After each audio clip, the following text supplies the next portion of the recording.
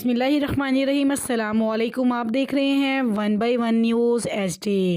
नाज़रीन, आज आपको मिलवाते हैं समुंदरी के कारीगर पेंटर अदरीस से। इनकी महारत के क्या ही कहने, बगैर स्केच के स्प्रे गन से खूबसूरत और दीदा ज़ेब पेंटिंग्स बनाने का माहिर मुख्तलिफ रंगों को ऐसी महारत से कन्वेंस पर उतारता है कि देखने वाले दंग रह जाते हैं।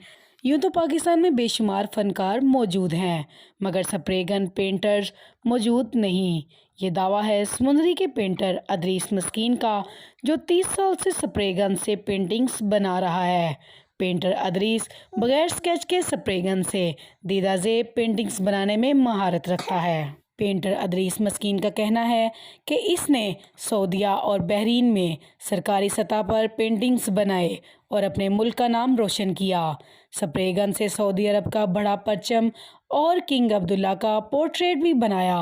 सऊदी अरब में अबुल सहर रसाम का खिताब और तारीफ़ी इसनाद से भी नवाजा गया।